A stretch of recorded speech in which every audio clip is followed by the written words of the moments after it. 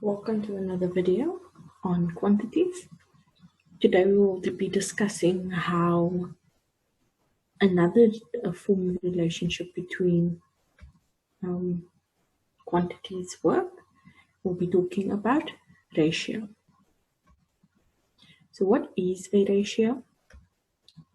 A ratio is the comparison of quantities such as numbers, lengths, masses, or amounts of money.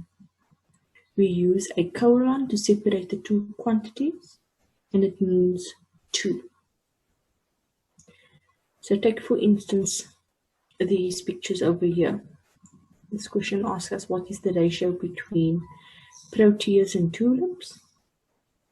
Over here we have 1, 2, 3, 4, 5, 6 proteas and 1, 2, 3 tulips. So we have for every 6 proteas there are 3 tulips. So the difference between the proteas and the tulips, for every 6 proteas there are 3 tulips. But now what you need to remember is, if you can simplify this further, it would be best to do so. Like this way.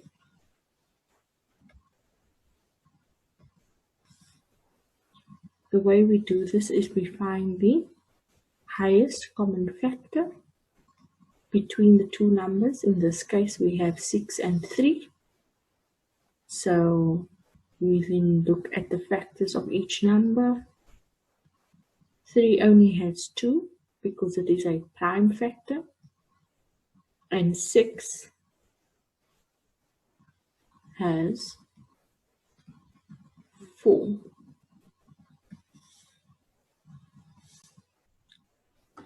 So we would first have to look for the highest common factor. So because 3 is a prime factor, we only have one of two choices, and we can see in 6 that 3 is also a factor. So that is our highest common factor. So we divide both sides by 3 and we get the answer 1 to 3. So there are tiers for every 1 tulip, or there is 1:3, or there is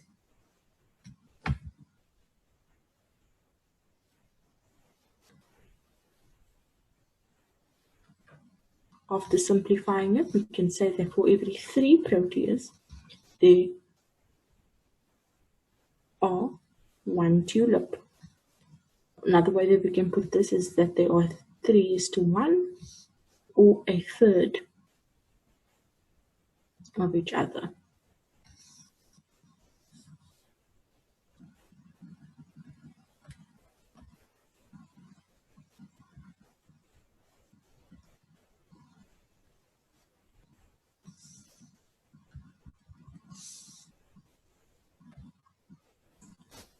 So here is our second example. I'll be using the flowers again. So using the image over here, we need to find the ratio of lilies to tulips, tulips to all flowers, lilies to proteas, and proteas to tulips. We have to use the images over here to find the answers for A, B, C, and D. I've put them up already. So from lilies to tulips, we have 7 tulips and 2 lilies. So it is 2:7 with respect to the wording. Tulips to all flowers. There are 13 flowers in these pictures, and there are 7 tulips. Lilies to proteas, there are 2:4. Now with the others, 2 and 7 is a prime factor, or prime factors. 7 and 13 are prime factors. However, over here, the number 4 and 2 have a common factor. So I can go ahead and divide the 2 and the 4 by 2, because that is its highest common factor, and it will give me an answer of 1 1 is to 2. So for every 1 lily I see, there are 2 proteas. The last one, proteas to tulips, is 4 is to 7. You all know common factors between the two, so that answer will remain.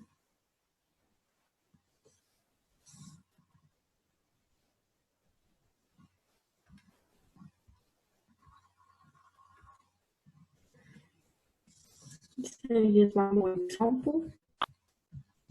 We have 30 learners from a school that are going on a school camp. They are divided into 2 groups.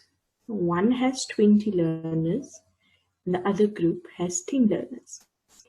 When food is handed out, the group of 20 learners are given a box with 60 apples, and the group of 10 learners are also given a box with 60 apples.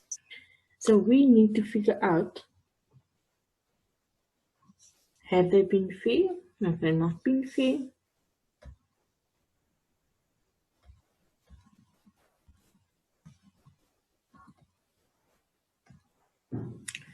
So the first question asks, how many apples will each learner get if each group is given 1 apple? From the wording, I have written down the different groups on top over here. So group 1 is the group that has 20 learners in them, and group 2 is the group that has 10 learners in them. So what I've done over here is group 1 and group 2, because we need to work them out separately. So what we are comparing here is the number of apples that they were given to the number of learners. So in group 1 there were 20 learners and they were given 60 apples. Group 2, they were given 60 apples and there are 10 learners. So remember that you have to find the highest common factor between the groups. So I have divided group 1, I've divided the 6 by 20 and the 20 by 20 to give me, for every 1 learner, they will get 3 apples in group 1. And for every 1 learner in group 2, they will get 6 apples. Now that doesn't seem quite fair. The next question asks us, how do you think the apples should have been divided between the 2 groups? So in this case, we need to find out how many apples will they get if we have divided it between the 30 learners instead of giving each group 60 apples. So what I've done is I've put apples to learners. So there were 120 apples if you add the 2 apples together, the 2 boxes of apples together, and the 30 learners. You then divide them by 30 because that is its highest common factor, and I would get the answer 4 is to 1. I have my group 1 and my group 2. I would then multiply each by 4. Group 1 will get 80 apples and group 2 will get 40 apples.